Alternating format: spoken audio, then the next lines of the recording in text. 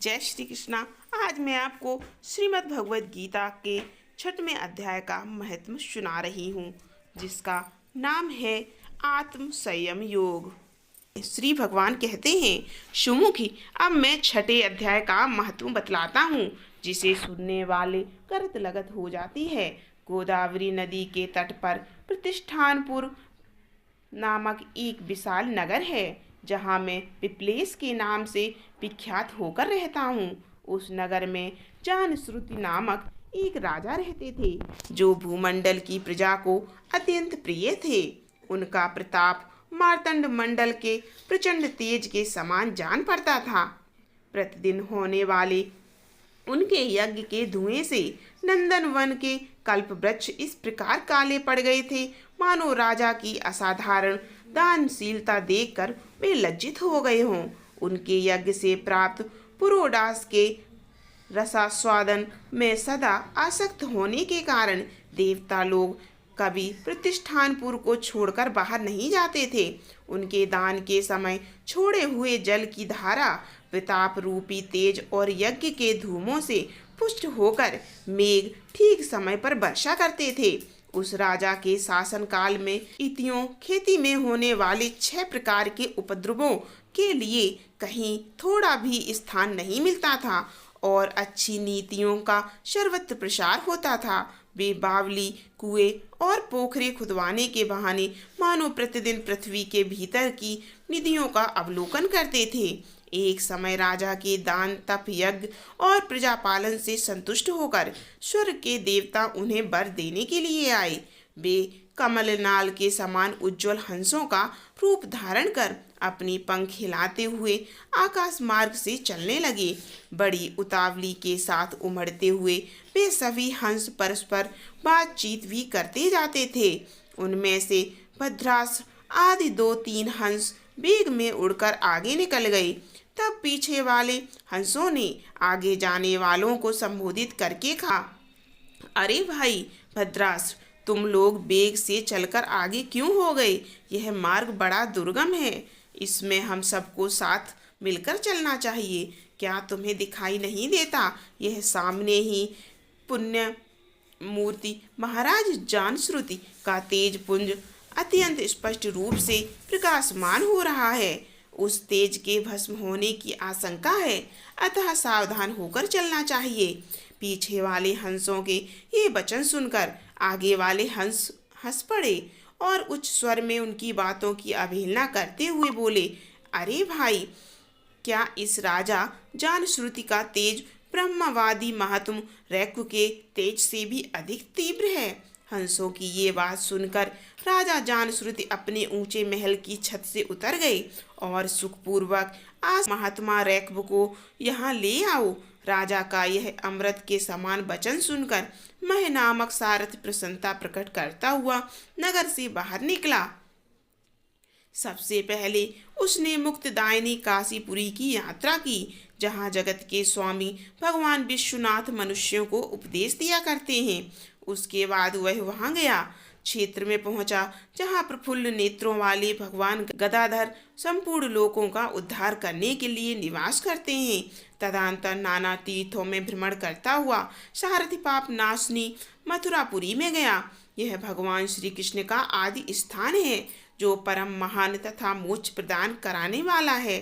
वेद और शास्त्रों में वह तीर्थ त्रिभुवनपति भगवान गोविंद के अवतार स्थान के नाम से प्रसिद्ध है। नाना देवता और ब्रह्मर्षि उसका सेवन करते हैं। मथुरा नगर कालिंदी यमुना के किनारे शोभा पाता है।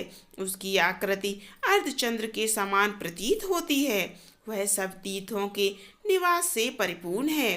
परम आनंद प्रदान करने के कारण सुंदर प्रतीत होता है। गोवर्धन पर्वत होने से मथुरा मंडल की शोभा और बढ़ गई है।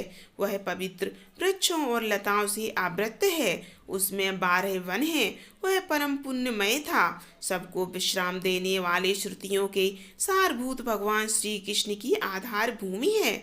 तत्पश्चात मथुरा से पश्चिम और उत्तर दिशा की ओर बहुत दूर तक जाने पर सारथी को काश्मीर नामक नगर दिखाई दिया।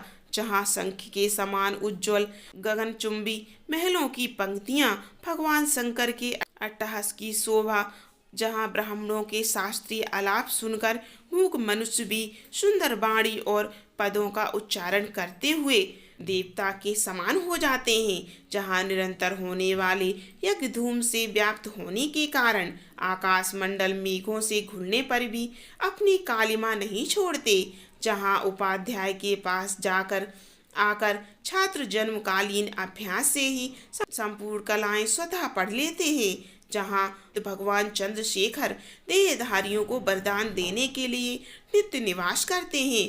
कश्मीर के राजा मणिकेश्वर ने दिग्विजय के समस्त राजाओं को जीतकर भगवान शिव का पूजन किया था, तभी से उनका नाम मणिकेश्वर हो गया था। उन्हीं के मंदिर के दरवाजे पर महात्मा रैक्व एक छोटी सी गाड़ी पर बैठे अपने अंगों को खुजलाते हुए वृक्ष की छाया का सेवन कर रहे थे। इसी अवस्था में सारथी ने उन्हें देखा। राजा के बताए हुए भिन्न भिन्न चिन्हों से उसने शीघ्र ही रैक्व को पहचान लिया और उनके चरणों में प्रणाम करके कहा, ब्राह्मण, आप किस स्थान पर रहते हो? आपका पूरा नाम क्या है? आप तो सदा स्वच्छंद विचरने वाले हैं, फिर यहाँ किस लिए ठहरे हैं? इस समय आपका क्या करने का विचार है?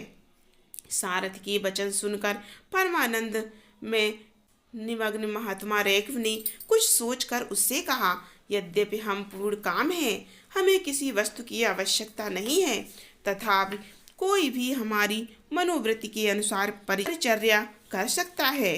रैक्व के हार्दिक अभिप्राय को आदर पूर्वक ग्रहण करके सारथी धीरे से राजा के पास चल दिया। वहां पहुंचकर राजा को प्रणाम करके उसने हाथ जोड़कर सारा समाचार निवेदन किया। उस समय स्वामी के दर्शन से उसके मन में बड़ी प्रसन्नता थी। सारथी के वचन सुनकर राजा के नेत्र आश्चर्य से चकित हो उठे। उनके हृदय में रैक्व का सत्कार करने की श्रद्धा जागृत हुई। उन्होंने 2 खच्चारियों से जुती हुई गाड़ी लेकर यात्रा की, साथ ही मोती के हार, अच्छे अच्छे वस्त्र और 1 सहस्त्र गौएं भी ले ली। कश्मीर मंडल में महात्मा रैक्व जहाँ रहते थे उस स्थान पर पहुंचकर राजा ने सारी वस्तुएं उनके आगे निवेदन कर दी और पृथ्वी पर पड़कर साष्टांग प्रणाम किया। महात्मा रैक्व अत्यंत भक्ति के साथ चरणों में पड़े हुए राजा जानश्रुति पर कुपित हो उठे और बोले, रे शूद्र, तू दुष्ट राजा है, क्या तू मेरा वृत्तांत नहीं जानता? यह खच्चारियों से जुती हुई अपनी ऊंची गाड़ी ले जा, ये वस्त्र, ये मोतियों के हार और ये दूध देने वाली गौएं भी स्वयं ले जा। इस तरह आज्ञा देकर रैक्व ने राजा के मन में भय उत्पन्न कर दिया। तब राजा ने साप के भय से महात्मा रैक्व के दोनों चरण पकड़ लिए और भक्ति पूर्वक कहा, ब्राह्मण, मुझ पर प्रसन्न होइए। भगवान, आप में यह अद्भुत महात्म कैसे आया? प्रसन्न होकर मुझे ठीक ठीक बताइए। रैक्व ने कहा, राजन, मैं प्रतिदिन गीता के 6ठे अध्याय का जप करता हूँ, इसी से मेरी तेजो राशि देवताओं के लिए भी दुसह है। तदंतर परम बुद्धिमान राजा जानश्रुत ने यत्न पूर्वक महात्मा रैक्व से गीता के 6ठे अध्याय का अभ्यास किया। इससे उन्हें मोक्ष की प्राप्ति हुई। रैक्व पूर्वव्रत मोक्षदायक गीता के 6ठे अध्याय का जप जारी रखते हुए भगवान मणिकेश्वर के समीप आनंद मग्न होकर रहने लगे। हंस का रूप धारण करके वरदान के लिए आए हुए देवता भी विस्मित होकर स्वेच्छानुसार चले गए।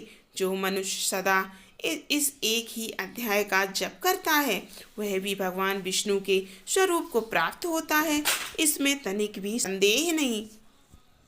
6ठा अध्याय यहीं समाप्त होता है। अगला अध्याय सुनने के लिए चैनल को सब्सक्राइब करें और वीडियो को लाइक जरूर करें और बेल आइकन जरूर दबा दें, जिससे आपके पास नोटिफिकेशन जाती रहे।